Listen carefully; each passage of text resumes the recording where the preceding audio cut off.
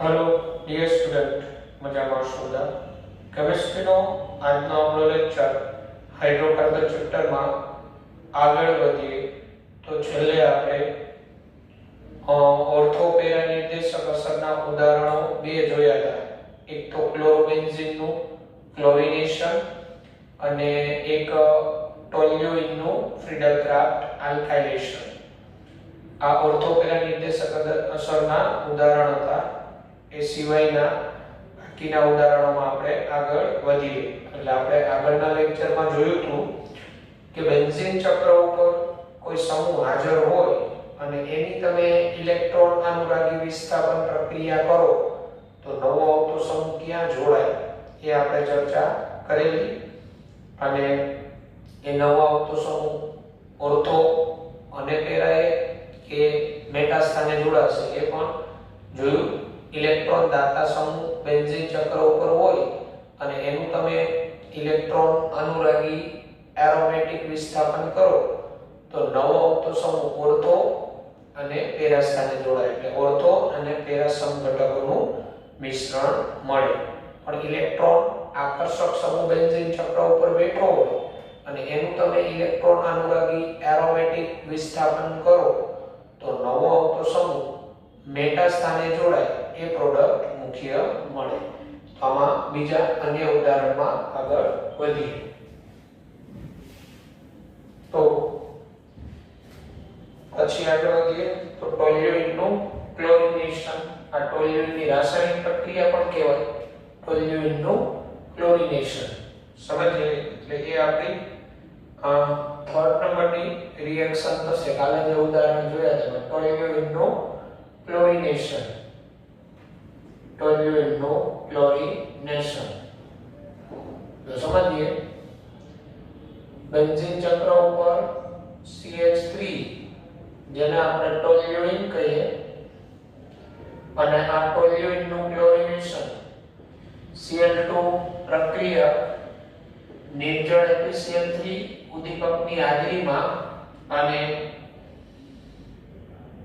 નિર્જળ FeCl3 કે નિર્જળ AlCl3 લઈ શકો ગરમ કરીએ તો Cl2 અને FeCl3 વચ્ચેની પ્રક્રિયાથી કયો ઇલેક્ટ્રોન અનુરાગી બને તો આપણે જાણીએ છીએ Cl+ અને આ CH3 કેવો નિર્દેશક ઓર્થોપેરા ઇલેક્ટ્રોન દાતા સમૂહ.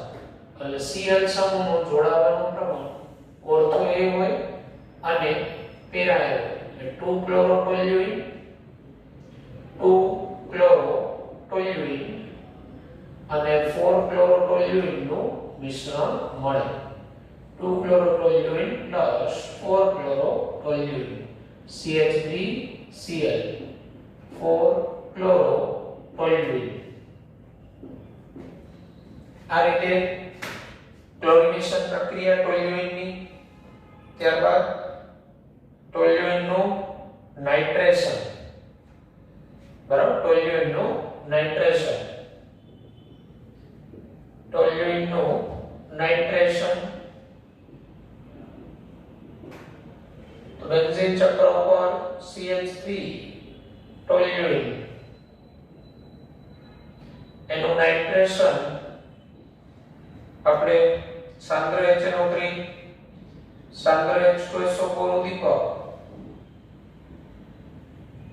સાંદ્ર H2SO4 as a catalyst, temperature range 333 Kelvin to 343 Kelvin 333 થી 343 કેલ્વિન તાપમાનના ગાળામાં HNO3 અને H2SO4 વચ્ચે પ્રક્રિયા થઈ NO2+ બને અને CH3 કેવું નિર્દેશક ઓર્થોપેરા. એટલે ઓર્થો નાઇટ્રોટોલ્યુઇન અહીંયા CH3 NO2 ઓર્થો નાઇટ્રોટોલ્યુઇન જેને કહેવાય ONT શોર્ટમાં. IUPAC નામ 2 નાઇટ્રોટોલ્યુઇન પણ કહેવાય. ઓર્થો નાઇટ્રોટોલ્યુઇન પ્લસ પેરા નાઇટ્રોટોલ્યુઇન CH3 અને પેરા સ્થાને NO2 PNT પેરા નાઇટ્રોટોલ્યુઇન નું મિશ્રણ મળે. ઓર્થો નાઇટ્રોટોલ્યુઇન પેરા નાઇટ્રોટોલ્યુઇન નું મિશ્રણ મળે. હવે આ જે મિશ્રણ મળ્યું હોય આનું ફર્ધર નાઇટ્રેશન કરીએ. ફર્ધર નાઇટ્રેશન તો હવે શું થાય? હવે આની અંદર કયો સમૂહ એટલે કયું સ્થાન ખાલી? NO2 કેવો નિર્દેશક? મેટા. એટલે આ NO2 નું મેટા થાય. CH3 કેવો નિર્દેશક? Ortho para. પણ એના પેરા સ્થાને તો છે. અહીંયા પણ કેવું? NO2 કેવો નિર્દેશક? તો મેટા. આ NO2 નું મેટા સ્થાન થાય. CH3 કેવો નિર્દેશક? ઓર્થો અને પેરા. આનું નાઇટ્રેશન કરીએ, આ મિશ્રણનું ફર્ધર નાઇટ્રેશન સાંદ્ર HNO3 ની હાજરીમાં. સાંદ્ર HNO3 ની હાજરીમાં ફર્ધર નાઇટ્રેશન મિશ્રણ. નાઇટ્રેશન સાંદ્ર HNO3 સાંદ્ર H2SO4 ઉદ્દીપકની હાજરીમાં કરવામાં આવે. 353 કેલ્વિન થી 363 કેલ્વિન તાપમાનના ગાળામાં 353 to 363 ટેમ્પરેચર ના ગાળામાં તો આ મળે તમને 2,4 ડાયનાઇટ્રોટોલ્યુઇન CH3 NO2 NO2 2,4 ડાયનાઇટ્રોટોલ્યુઇન DNT 2,4 ડાયનાઇટ્રોટોલ્યુઇન મળે. એનું ફર્ધર હવે શું થાય? હવે એક જ સ્થાન ખાલી. CH3 કેવો નિર્દેશક? Ortho para. અહીંયા પેરા સ્થાને તો NO2 છે, ઓર્થો સ્થાન ખાલી છે. અને NO2 નું કયું સ્થાન થાય? મેટા. એટલે આ બંને અહીંયા જોડાવાનો જ નિર્દેશ કરે છે. આનું પાછું નાઇટ્રેશન કરીએ. બરાબર, 2,4 ડાયનાઇટ્રોટોલ્યુઇન નું નાઇટ્રેશન કરીએ. બરાબર, સેમ કન્ડિશન નાઇટ્રેશન સાંદ્ર HNO3 સાંદ્ર H2SO4 ઉદ્દીપકની હાજરી. બરાબર, અને 373 કેલ્વિન થી વધુ તાપમાન 373 કેલ્વિન થી વધુ ટેમ્પરેચર. પાછો પાણીનો અણુ દૂર થાય -H2O. હવે આમાં નાઇટ્રેશન થી NO2+ આવી અહીંયા જોડાવાનો નિર્દેશ થાય. શા માટે? તો CH3 ઓર્થો પેરા નિર્દેશક, તો એનું ઓર્થો સ્થાન ખાલી છે. NO2 કેવો નિર્દેશક? મેટા. NO2 નું આ મેટા સ્થાન થાય. આ 1 પોઝિશન NO2 ની ગયો તો આ 3 સ્થાન એનું મેટા કહેવાય. તો નવો આવતો NO2 ત્યાં જોડાય અને આપને મળે 2,4,6 ટ્રાઇનાઇટ્રોટોલ્યુઇન CH3 NO2 NO2 NO2. આને કહેવાય 2,4,6 ટ્રાઇનાઇટ્રોટોલ્યુઇન TNT. વિસ્ફોટક પદાર્થ છે ટ્રાઇનાઇટ્રોટોલ્યુઇન, વિસ્ફોટક. એટલે આ રીતે ક્રમશઃ નાઇટ્રેશન થી તમે ટ્રાઇનાઇટ્રોટોલ્યુઇન બનાવી શકો. અને એક જ સ્ટેપમાં આમાંથી આ બનાવવું હોય, એક જ સ્ટેપમાં ફક્ત, તો પણ બને ડાયરેક્ટ. અહીંયા તમારે ધુમાયમાન HNO3 ધુમાયમાન H2SO4 પ્રબળ પરિસ્થિતિ લેવી પડે. ધુમાયમાન HNO3 ધુમાયમાન H2SO4 અતિ સાંદ્ર. ધુમાયમાન છે એને ફ્યુમિંગ કહેવાય. ફ્યુમિંગ HNO3 અથવા ફ્યુમિંગ H2SO4 લેવો પડે. ધુમાયમાન HNO3 ધુમાયમાન H2SO4 384 kelvin temperature -3H2O. ત્રણેય સ્થાને ડાયરેક્ટ NO2 જોડાય. એટલે ટોલ્યુઇન માંથી TNT એક જ સ્ટેપમાં બનાવવું હોય તો આ પરિસ્થિતિ લેવાની. ધુમાયમાન HNO3 ધુમાયમાન H2SO4 384 kelvin 3 mall H2O દૂર થઈ 2,4,6 ટ્રાઇનાઇટ્રોટોલ્યુઇન બને. અને ક્રમશઃ બનાવવું હોય આ એક સ્ટેપ, બીજું સ્ટેપ અને ત્રીજું સ્ટેપ, 3 સ્ટેપમાં બનાવવું હોય આ રીતે જવાનું. ટેમ્પરેચર વધારતું જવાનું. પરિણામે TNT મળે. આ થયું ટોલ્યુઇન નું નાઇટ્રેશન. ઓકે, તો ત્યારબાદ ટોલ્યુઇન ની રાસાયણિક પ્રક્રિયા આવે છે કે આગળ જતા ટોલ્યુઇન નું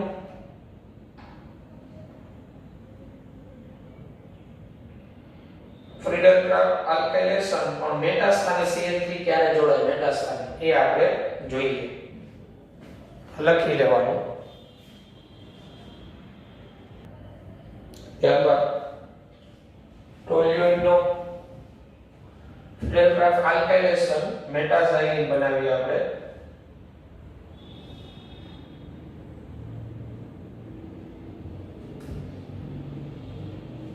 ટોલ્યુઇન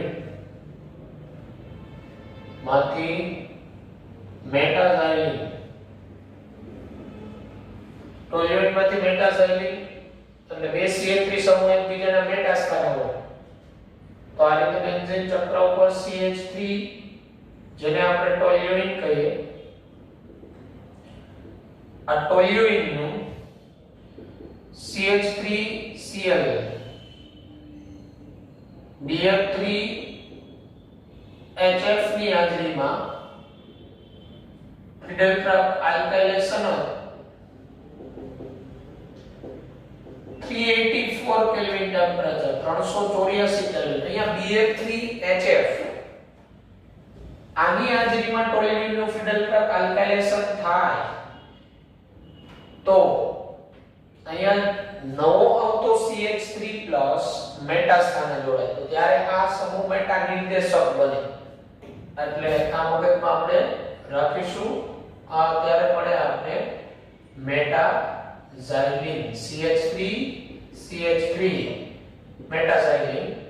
IUPAC નામ 1,3 ડાઇમિથાઇલ બેન્ઝીન. એટલે ટોલ્યુઇન માંથી આપણે 1,2 ડાઇમિથાઇલ બેન્ઝીન, 1,4 ડાઇમિથાઇલ બેન્ઝીન અને 1,3 ડાઇમિથાઇલ બેન્ઝીન એ બનાવી શકીએ. આપણે ટોલ્યુઇન નો ફ્રીડલ ક્રાફ્ટ આલ્કાઇલેશન અહીંયા નિર્જળ LCl3 ની હાજરીમાં કરીએ ઓર્થો અને પેરાનું મિશ્રણ મળે. ઓર્થોઝાઇલિન અને પેરાઝાઇલિન નું મિશ્રણ મળે. પણ આપણે BF3HF ની હાજરીમાં ફ્રીડલ ક્રાફ્ટ આલ્કાઇલેશન કરીએ 384 કેલ્વિન જેટલા ઊંચા તાપમાને તો આપણે મેટાઝાઇલિન મળે. CH3 સમૂહ અહીંયા મેટા સ્થાને જોડાય 1,3 ડાઇમિથાઇલ બેન્ઝીન. એટલે આપણે ટોલ્યુઇન માંથી ત્રણેય ઝાઇલિન બનાવી શકીએ. ઓર્થોઝાઇલિન, મેટાઝાઇલિન અને પેરાઝાઇલિન. ઓર્થો અને પેરાઝાઇલિન નું ઉદાહરણ આપણે આના આગળના લેક્ચરમાં લખાવેલું છે. ઓકે, એટલે કન્ડિશન આપણે યાદ રાખીશું. પછી ટોલ્યુઇન નું એસાઇલેશન, ટોલ્યુઇન નું બેન્ઝીન ઉપર CH3 સમૂહ, ટોલ્યુઇન નું એસાઇલેશન એટલે ફ્રીડલ ક્રાફ્ટ એસાઇલેશન કરીએ આપણે ટોલ્યુઇન નું. આ બેન્ઝીન ચક્ર ઉપર CH3 જેને આપણે ટોલ્યુઇન કહીએ છીએ એની CH3COCl નિર્જળ AlCl3 ઉદ્દીપક, ફ્રીડલ ક્રાફ્ટ એસાઇલેશન, તાપમાન 384 કેલ્વિન જેટલું ઊંચું તાપમાન -HCl. એસાઇલેશન માં કયો ઇલેક્ટ્રોન અનુરાગી બને? આપણે ખબર હોય તો CH3CO+ અને આ CH3 કેવો નિર્દેશક? Ortho para. પણ આ કેવા કદનો સમૂહ છે? મોટા કદનો સમૂહ. એટલે ઓર્થો સ્થાને દાખલ થવા માટે વધુ અવરોધ નડે. આમાં મુખ્ય નિપજ પેરા મળે. Para methyl એસિટોફિનોલ.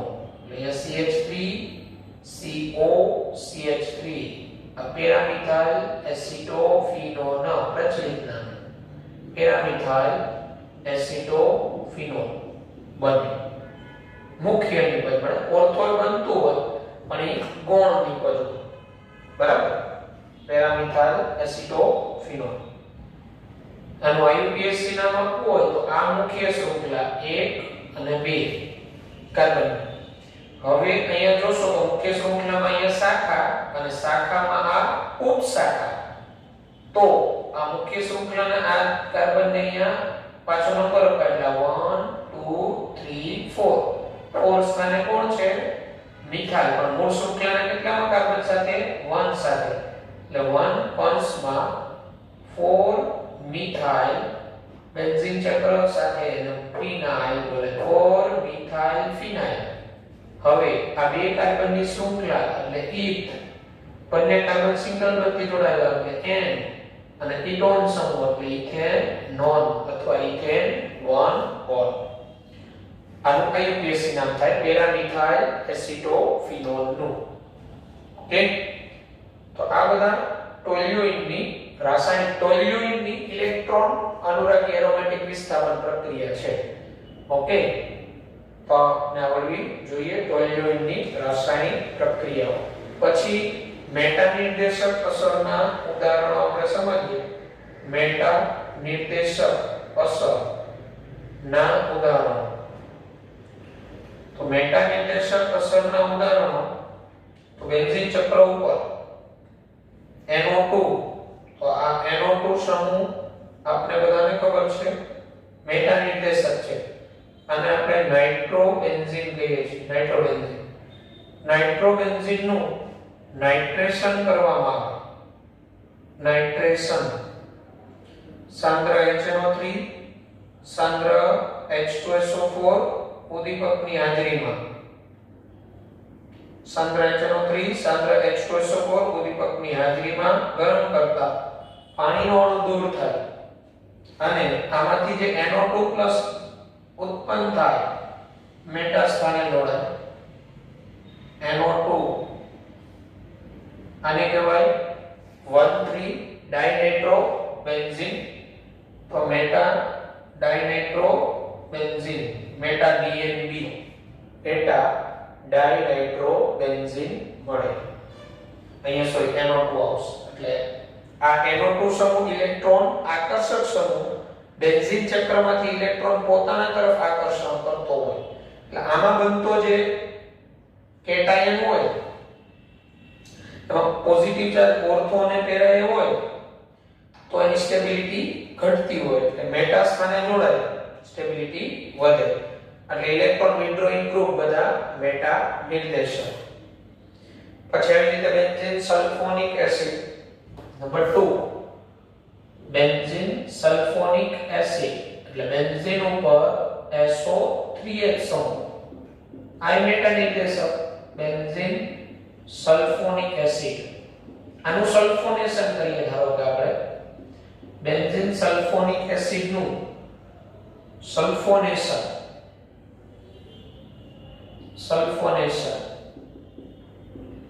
ધુમાયમાન H2SO4 ની હાજરીમાં ગરમ કરતા અમે પાણીનો અણુ દૂર થઈ અને મેટા સ્થાને SO3H આવે. SO3H અહીંયા SO3H આને કહેવાય benzene meta disulphonic acid. Benzene meta disulphonic acid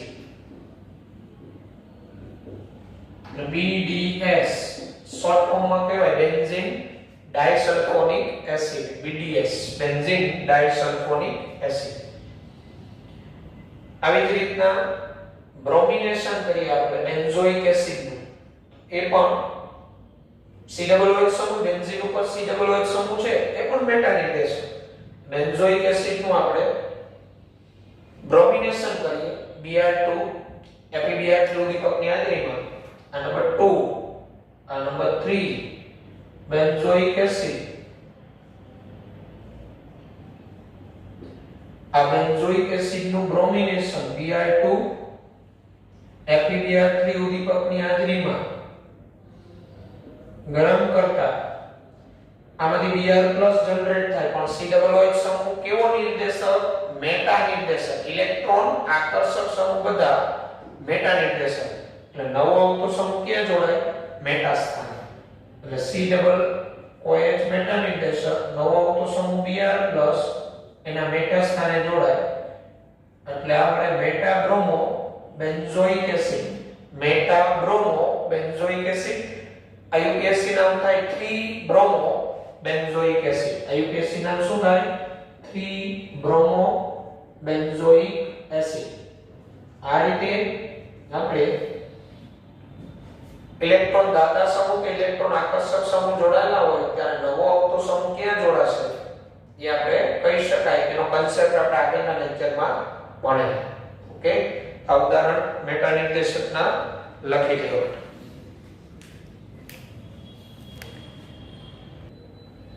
ત્યારબાદ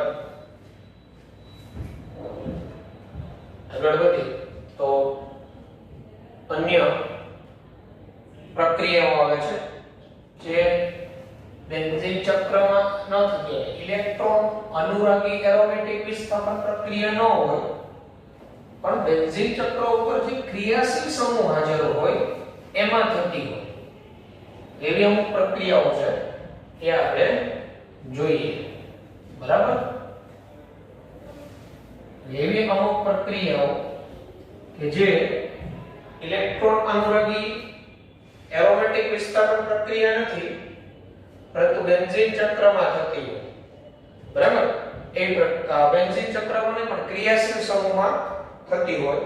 તો ક્રિયાશીલ સમૂહમાં થતી પ્રક્રિયા આગળ આપણે હમણાં આ બધી પ્રક્રિયાઓ જોઈ એ બેન્ઝીન ચક્રમાં થતી હતી. એરોમેટિક રિંગ સાથે સમૂહ જોડાતો હતો, ઇલેક્ટ્રોન અનુરાગી એરોમેટિક વિસ્થાપન થતું હતું.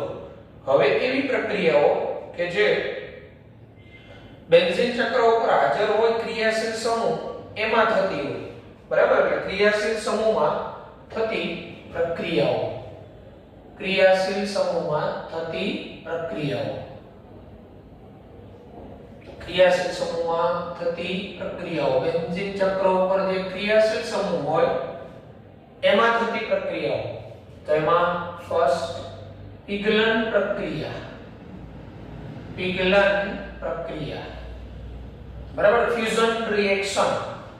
તો દાખલા તરીકે બેન્ઝીન ઉપર SO3H સમૂહ હોય, બેન્ઝીન ઉપર SO3H, બેન્ઝીન સલ્ફોનિક એસિડ કહેવાય. આને ઘન NaOH 1 મોલ સાથે ગરમ કરવામાં આવે. બરાબર? ઘન NaOH, આ ઘન NaOH સાથે ગરમ કરવું, ફ્યુઝન પ્રક્રિયા, પિગલન પ્રક્રિયા. તો આમાંથી -NaHSO3 દૂર થાય, -Na અહીંથી HSO3 દૂર થઈ અને રિંગ ઉપર OH સમૂહ આવે. એટલે રિંગ ઉપર OH સમૂહ દાખલ કરવો હોય ને, OH તો ડાયરેક્ટ ન થાય, પહેલા સલ્ફોનેશન કરો, SO3H બને અને SO3H સમૂહનું પછી આ ઘન NaOH વડે પિગલન. આને કહેવાય benzene sulphonic acid. Benzene sulphonic એસિડનું ઘન NaOH વડે પિગલન કરવામાં આવે, -NaHSO3 અને આ બને ફિનોલ. બરાબર? કે બેન્ઝીન માંથી ફિનોલ બનાવો એવું કે તો બે સ્ટેપમાં બને. બેન્ઝીન નું તમે સલ્ફોનેશન કરો તો બેન્ઝીન સલ્ફોનિક એસિડ મળે. બેન્ઝીન સલ્ફોનિક એસિડ નું ઘન NaOH વડે પિગલન કરો ગરમ કરી, -NaHSO3 થઈ ફિનોલ બને. પછી જો આપણે આનું સલ્ફોનેશન કરતા હતા એટલે બેન્ઝીન ડાયસલ્ફોનિક એસિડ એ બનતું હતું. આનું આપણે સલ્ફોનેશન ધોમાયમાન H2SO4 વડે આપણે કરતા હતા સલ્ફોનેશન. બરાબર? પાણીનો અણુ દૂર થઈ અને BDS બનતો હતો, benzene disulphonic acid. SO3H SO3H BDS benzene disulphonic acid. આનું આપણે 2 મોલ ઘન NaOH વડે પિગલન, આને ગરમ કરો, ઘન 2 મોલ NaOH વડે પિગલન કરવામાં આવે તો -2 NaHSO3 થઈ આ બંને સ્થાને OH સમૂહ જેને આપણે રિસોર્સિનોલ કહેવાય. બેન્ઝીન ઉપર OH સમૂહ 1,3 પોઝિશન ઉપર તો રિસોર્સિનોલ બને. રિસોર્સિનોલ જેનું IUPAC નામ બેન્ઝીન 1,3 ડાયોલ, બેન્ઝીન 1,3 ડાયોલ બને. રિસોર્સિનોલ નું IUPAC નામ બેન્ઝીન 1,3 ડાયોલ. એટલે તમારે જો રિંગ ઉપર OH સમૂહ દાખલ કરવો હોય બેન્ઝીન ચક્ર ઉપર તો SO3H પહેલા એન્ટર કરો અને ઘન NaOH વડે પિગલન પ્રક્રિયા કરો, OH સમૂહ આવે. રિસોર્સિનોલ બેન્ઝીન માંથી તમારે બનાવવો હોય, બેન્ઝીન માંથી આ તો બેન્ઝીન નું સલ્ફોનેશન કરો એટલે બેન્ઝીન સલ્ફોનિક એસિડ. હવે આ SO3H સમૂહ કેવો નિર્દેશક? મેટા નિર્દેશક. પાછું એનું સલ્ફોનેશન કરો એટલે BDS બને, બેન્ઝીન ડાયસલ્ફોનિક એસિડ. અને આનું ઘન NaOH જોડે પીગળે એટલે આ ક્રિયાશીલ સમૂહમાં પ્રક્રિયા થાય, રિસોર્સિનોલ બને. ઓકે, પછી આવી જ રીતે ઇથાઇલ બેન્ઝીન નું ડિહાઇડ્રોજિનેશન કરીએ આપણે. ઇથાઇલ બેન્ઝીન નું ડિહાઇડ્રોજિનેશન, બરાબર? ઇથાઇલ બેન્ઝીન નું ડિહાઇડ્રોજિનેશન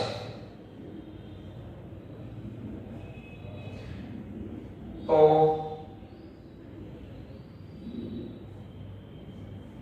ઇથાઇલ બેન્ઝીન એટલે બેન્ઝીન ઉપર કેવો સમૂહ? CH2 CH3 સમૂહ. આને ઇથાઇલ બેન્ઝીન કહેવાય.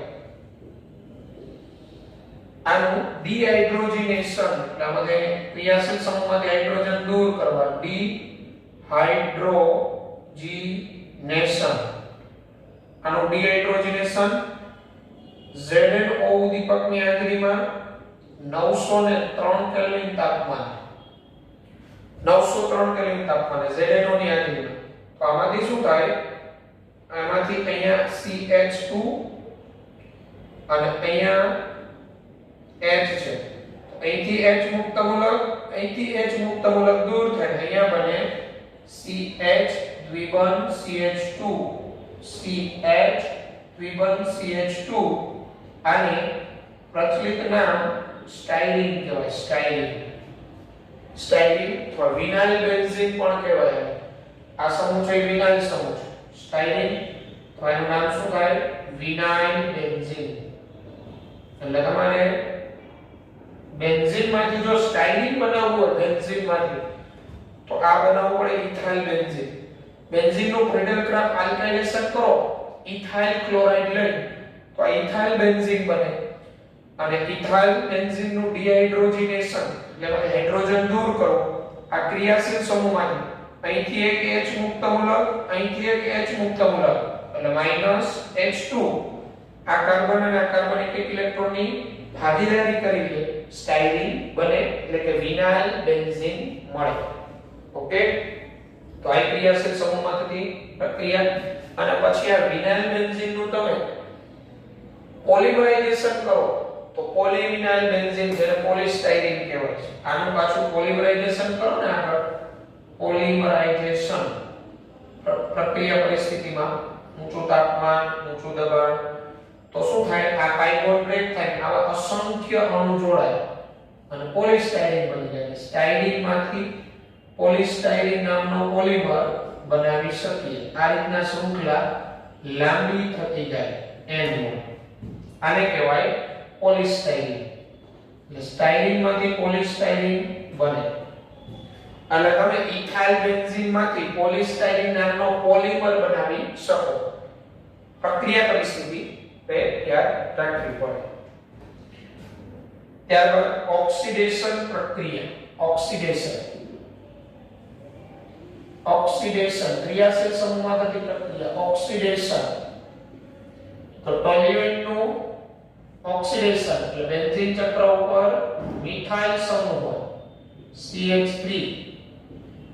આનું ઓક્સિડેશન, જો આનું ઓક્સિડેશન તમે ગરમ કેમેનોફોર બેઝિક માધ્યમમાં કરો, કેમેનોફોર KOH માધ્યમ ફર્સ્ટ સ્ટેપમાં, બરાબર. સેકન્ડ સ્ટેપમાં હાઇડ્રોજનીકરણ કરો, બંધ H2SO4 ની હાજરીમાં એસિડીકરણ. તો કેમેનોફોર KOH માધ્યમમાં ઓક્સિડેશન થાય આનું અને કાર્બોક્સિલિક એસિડ બને. બેન્ઝીન ઉપર COOH સમૂહ જેને કહેવાય બેન્ઝોઇક એસિડ. બેન્ઝોઇક એસિડ બને. Benzoic acid. ટોલ્યુઇન નું ઓક્સિડેશન કેમેનોફોર KOH માધ્યમ બેઝિક માધ્યમમાં ગરમ કરો પહેલા સ્ટેપમાં, એટલે અહીંયા છે ને COOK અને બીજા સ્ટેપમાં એસિડીકરણ કરીએ એટલે K+ ત્યાંથી દૂર થાય COOH બને. ટોલ્યુઇન નું મંદ કેમેનોફોર ની હાજરીમાં ગરમ કરો, બરાબર. આમાં 3 ઓક્સિજન ઉમેરાય, 2 આ COOH બનાવવામાં ભાગ લે અને પાણીનો અણુ દૂર થાય H2O. અને અહીંયા એક અગત્યનો કન્સેપ્ટ, જો બેન્ઝીન ચક્ર સાથે ડાયરેક્ટ કોઈ પણ આલ્કાઇલ સમૂહ જોડાયેલો હોય, કોઈ પણ આલ્કાઇલ સમૂહ, અને આ કન્ડિશનમાં ઓક્સિડેશન થાય તો એ આલ્કાઇલ સમૂહનું COOH માં રૂપાંતર થાય, બાકી વધેલો કાર્બન CO2 માં રૂપાંતર થાય અને હાઇડ્રોજન H2O સ્વરૂપે દૂર થાય. આ ઓક્સિડેશન પ્રક્રિયામાં આ નોંધ આપણે મગજમાં રાખીશું. બેન્ઝીન ચક્ર પર કોઈ પણ આલ્કાઇલ સમૂહ, બેન્ઝીન ચક્ર પર કોઈ પણ આલ્કાઇલ સમૂહ, મિથાઇલ હોય, ઇથાઇલ હોય, આઇસોપ્રોપાઇલ હોય, તૃતીય બ્યુટાઇલ હોય, કોઈ પણ આલ્કાઇલ સમૂહ હોય, કોઈ પણ આલ્કાઇલ સમૂહ હોય, જ્યારે તેનું ઓક્સિડેશન ગરમ કેમેનોફોર KOH ની હાજરીમાં થાય ત્યારે તે COOH સમૂહમાં રૂપાંતર થાય. COOH સમૂહમાં રૂપાંતર થાય, જે આલ્કાઇલ સમૂહ હોય એ COOH સમૂહમાં રૂપાંતર થાય. બાકી રહેલો કાર્બન CO2 બને, બાકી રહેલ કાર્બન એ CO2 માં રૂપાંતર થાય, CO2 માં, અને હાઇડ્રોજન અને H2O માં રૂપાંતર થાય. આ અગત્યની નોંધ, આ કન્સેપ્ટ 12મા ધોરણમાં પણ આવશે, કાર્બોક્સિલિક એસિડ ચેપ્ટરમાં. બેન્ઝીન ચક્ર ઉપર કોઈ પણ આલ્કાઇલ સમૂહ હોય, બરાબર, બેન્ઝીન ચક્ર સાથે જોડાયેલો હોય અને એ કાર્બન પાસે હાઇડ્રોજન હોય, બરાબર, ત્યાં સુધી એનું ઓક્સિડેશન COOH સમૂહ થાય. કોઈ પણ આલ્કાઇલ સમૂહ હોય અને તે H ધરાવતો હોય, હાઇડ્રોજન, બરાબર, હાઇડ્રોજન ધરાવતો હોય, જે તે આલ્કાઇલ સમૂહ બેન્ઝીન ચક્ર સાથે જોડાય અને ચક્ર સાથે જોડાયેલા કાર્બન પર હાઇડ્રોજન હોય, તો એવા આલ્કાઇલ સમૂહ કોઈ પણ હોય, ઓક્સિડેશન થી શું બનાવે? બેન્ઝોઇક એસિડ જ બનાવે. બાકીનો કાર્બન શેમાં રૂપાંતર થાય? COOH માં. બરાબર? એટલે તો અહીંયા હું ઇથાઇલ બેન્ઝીન લઉં, આ ઓક્સિડેશન માં પહેલી પ્રક્રિયા A. હવે B કરીને હું કહું, આ અહીંયા હું ઇથાઇલ બેન્ઝીન લઉં, CH2 CH3 ઇથાઇલ બેન્ઝીન. તો જો બેન્ઝીન ચક્ર સાથે જોડાયેલો આલ્કાઇલ સમૂહ ઇથાઇલ, એ કાર્બન ઉપર હાઇડ્રોજન છે, આનું ઓક્સિડેશન કેમેનોફોર KOH માધ્યમ, કેમેનોફોર બેઝિક માધ્યમમાં ગરમ કરો. સેકન્ડ સ્ટેપમાં એસિડીકરણ કરવાનું, હાઇડ્રોલિસિસ. આનું રૂપાંતરણ શેમાં થાય? H2CH3, તો ત્યાં આવી જાય COOH, એટલે બેન્ઝોઇક એસિડ જ બને. હવે એક કાર્બન જે વધ્યો હોય કેવા સ્વરૂપે દૂર થાય? CO2, કારણ કે અહીંયા બે કાર્બન છે, તો એક કાર્બન CO2, અને હાઇડ્રોજન કેટલા વધ્યા હોય? તો એક જ હાઇડ્રોજન અહીંયા છે, 5 માંથી 4 હાઇડ્રોજન વધ્યા હોય, તો એ હાઇડ્રોજન H2O સ્વરૂપે દૂર થાય, +2H2. આમાંથી કેટલા ઓક્સિજન આમાં ઉમેરાય? તો બે ઓક્સિજન તો અહીંયા COOH બનાવવાના, બે ઓક્સિજન CO2 સ્વરૂપે દૂર થાય અને બે ઓક્સિજન H2O સ્વરૂપે, અહીંયા 6 ઓક્સિજન ઉમેરાય. એટલે ઇથાઇલ બેન્ઝીન એનું પણ ઓક્સિડેશન આ રીતના પ્રબળ પ્રક્રિયા પરિસ્થિતિ કેમેનોફોર KOH માધ્યમમાં ગરમ કરો તો બેન્ઝોઇક એસિડ મળે. પણ જો અહીંયા આ સમૂહ હોય, તૃતીય બ્યુટાઇલ સમૂહ, અહીંયા C CH3 CH3 CH3, આને તૃતીય બ્યુટાઇલ સમૂહ કહેવાય. આનું ઓક્સિડેશન કરો કેમેનોફોર KOH માધ્યમ, મંદ H2SO4, આનું ઓક્સિડેશન થાય, અહીંયા પ્રોડક્ટ ન મળે. એનું કારણ શું? બેન્ઝીન ચક્ર સાથે જે કાર્બન જોડાયેલો છે એની પાસે હાઇડ્રોજન હોતો નથી, H હોતો નથી. બેન્ઝીન ચક્ર સાથે જોડાયેલા કાર્બન પર ઓછામાં ઓછો એક હાઇડ્રોજન હોય એવા કોઈ પણ આલ્કાઇલ સમૂહનું આ કેમેનોફોર KOH માધ્યમમાં ઓક્સિડેશન થાય, ગરમ કરો તો બેન્ઝોઇક એસિડ જ બને. બાકીનો કાર્બન CO2, બાકીનો હાઇડ્રોજન H2O સ્વરૂપે જ દૂર થતો હોય. જે આપણે મગજમાં રાખીશું. એટલે આ પ્રબળ પ્રક્રિયા પરિસ્થિતિમાં ઓક્સિડેશન આપણે કરેલું. બરાબર. પછી અહીંયા એક કરતા વધુ આલ્કાઇલ સમૂહ હોય તો દરેકનું ઓક્સિડેશન થઈ COOH જ બને. આવી ઓક્સિડેશન પ્રક્રિયાઓ અન્ય છે એ પણ જોઈ લઈએ.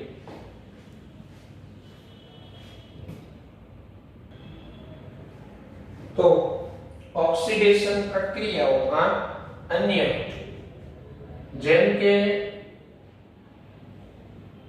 બેન્ઝીન ઉપર આઇસોપ્રોપાઇલ સમૂહો CH CH3 CH3 આઇસોપ્રોપાઇલ